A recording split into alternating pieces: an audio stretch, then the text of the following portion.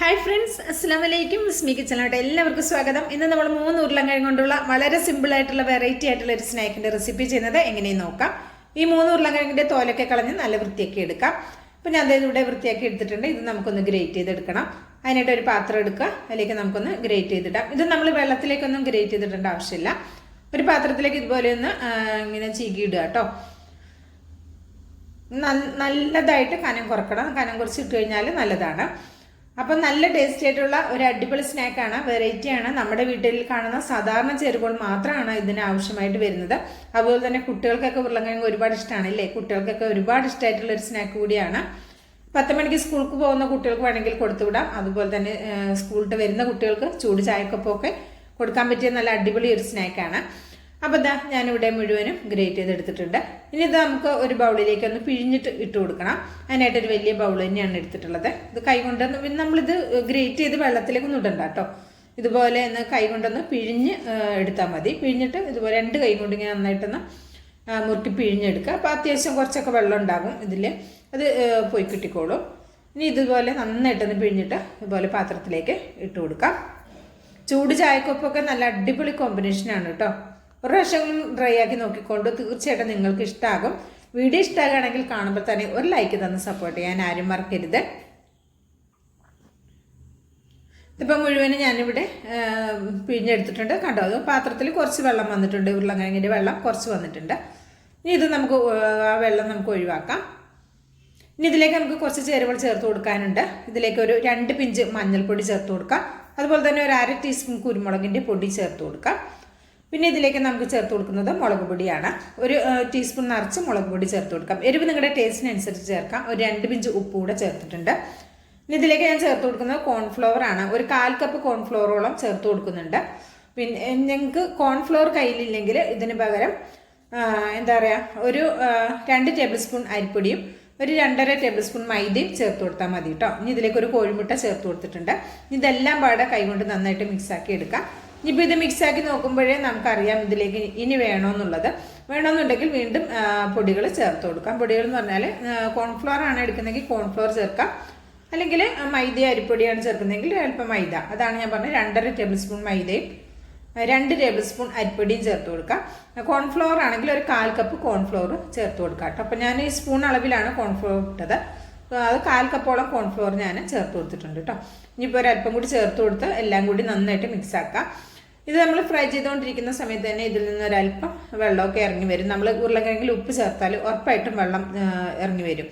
അതുകൊണ്ടാണ്, അങ്ങനെയൊന്നും പേടിക്കേണ്ട. വെള്ളം വന്നതുകൊണ്ട് നമുക്കിത് ശരിയായി കിട്ടുമെന്നൊന്നും പേടിക്കേണ്ട.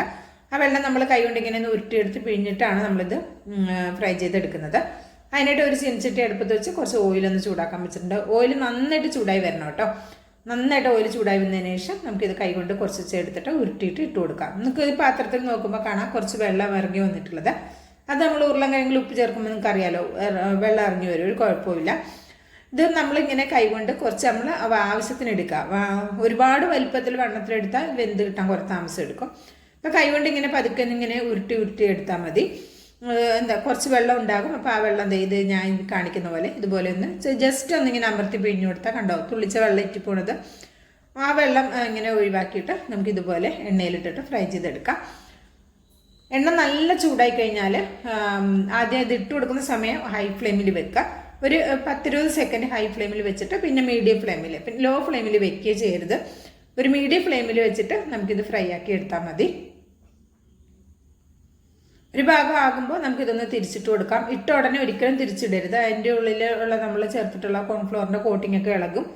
അപ്പോൾ ഏതൊരു സ്നാക്ക് ആണെങ്കിലും നമ്മൾ എണ്ണയിലേക്ക് ഇട്ട ഉടനെ തന്നെ ഇളക്കരുത്, അതിലെ കോട്ടിങ്ങൊക്കെ ഇളകി പോകും. അപ്പോൾ ഒരു 10-25 സെക്കൻഡൊക്കെ അങ്ങനെ വെച്ച് ഒന്നായതിന് ശേഷം മാത്രമേ തിരിച്ചു മറിച്ചൊക്കെ ഇട്ട് ഫ്രൈ ആക്കി എടുക്കാൻ പാടുള്ളൂ കേട്ടോ.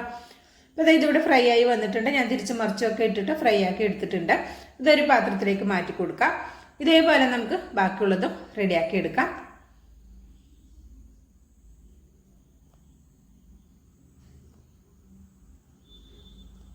ഇത് നമുക്ക് ടൊമാറ്റോ സോസിൻ്റെ ഒപ്പവും കഴിക്കാൻ അടിപൊളിയാണ് കേട്ടോ. അല്ലാതെ ചൂട് ചായക്കൊപ്പം സോസൊന്നും കയ്യിലില്ലെങ്കിൽ ചൂട് ചായക്കൊപ്പവും നല്ല അടിപൊളി കോമ്പിനേഷനാണ്. അപ്പോൾ അതേ മുഴുവനും ഞാനിവിടെ ഫ്രൈ ആക്കി എടുത്തിട്ടുണ്ട് കേട്ടോ. കാണുമ്പോൾ തന്നെ നമ്മുടെ കുട്ടികളൊക്കെ ഓടി വന്ന് കഴിക്കും. അത്രയും നല്ല ടേസ്റ്റി ആയിട്ടുള്ള ഉരുളൻകിഴങ്ങിൻ്റെ ഒരു സ്നാക്കാണ്. ഒരുപാട് ചേരുവകളൊന്നും ഇല്ലല്ലോ, നമ്മുടെ വീട്ടിൽ കാണുന്ന സാധാരണ ചേരുവകൾ മാത്രമാണ്, പെട്ടെന്ന് റെഡിയാക്കി എടുക്കാൻ പറ്റും. കുക്കിംഗ് ടൈമും അധികമൊന്നും എടുക്കുന്നില്ല. ഒരു ചായ തിളക്കുന്ന സമയം കൊണ്ട് തന്നെ ഉരുളൻകിഴങ്ങ് കൊണ്ടുള്ള ഒരു സ്നാക്കും നമുക്ക് റെഡിയാക്കാൻ പറ്റും. അപ്പോൾ ഇതുപോലെ ഒരു സെർവ് ചെയ്യുന്ന പാത്രത്തിലേക്ക് മാറ്റി കൊടുക്കാം. ഞാനിത് കാണിച്ചു തരാം. ഇതിൻ്റെ പുറം അത്യാവശ്യം നല്ല ക്രിസ്പി ആക്കാരം, ഉള്ളു ലേശം ഒന്ന് സോഫ്റ്റ് ആക്കാരം. ഒരുപാട് സോഫ്റ്റ് അല്ല, ലേശം ഒരു സോഫ്റ്റും ആയിരിക്കും. അപ്പം ഞാൻ അതേ കാണിച്ചു തരാം. കണ്ടോ, നമ്മൾ കയ്യിൽ പിടിച്ചിങ്ങനെ അമർത്തുന്ന സമയത്ത് പുറമൊക്കെ നല്ല ക്രിസ്പിയാണ്. കണ്ടോ, ഇങ്ങനെ നെക്കുന്ന സമയത്ത് ഒന്ന് നെങ്ങുകയും ചെയ്യും. അതായത് ഉള്ളു ചെറിയ സോഫ്റ്റ്, അത്രേ ഉള്ളൂ. നല്ല അടിപൊളി ടേസ്റ്റാണ് ഇത്. ഒരെണ്ണം കഴിച്ചു കഴിഞ്ഞാൽ പിന്നെ പാത്രം കാലിയാകുന്ന വഴി അറിയില്ല, അത്രയും നല്ല ടേസ്റ്റി ആയിട്ടൊരു സ്നാക്കാണ്. അപ്പോൾ ഒരു പ്രാവശ്യമെങ്കിലും ട്രൈ ആക്കി നോക്കുക. ട്രൈ ആക്കി നോക്കിയിട്ട് അഭിപ്രായം അറിയിക്കാൻ മറക്കരുത്. ലൈക്ക് ചെയ്യാനും മറക്കരുത്. ബിസ്മി കിച്ചൻ എന്ന യൂട്യൂബ് ചാനൽ സബ്സ്ക്രൈബ് ചെയ്ത് കാണുന്ന എൻ്റെ എല്ലാ പ്രിയ കൂട്ടുകാരും ഒന്ന് സബ്സ്ക്രൈബ് ചെയ്ത് അടുത്ത് വരുന്ന ബെല്ലൈക്കൺ ഒന്ന് എനേബിൾ ചെയ്ത് വെച്ചാൽ മാത്രമേ നമ്മളിടുന്ന വീഡിയോസിൻ്റെ നോട്ടിഫിക്കേഷൻ നിങ്ങളിലേക്ക് കറക്റ്റായിട്ട് എത്തുള്ളൂ. അപ്പോൾ ഇൻഷാ അല്ലാഹ് അടുത്ത നല്ല അടിപൊളി വീഡിയോ ആയിട്ട് എത്തുന്നവരേക്കും എല്ലാവർക്കും നന്ദി, നമസ്കാരം.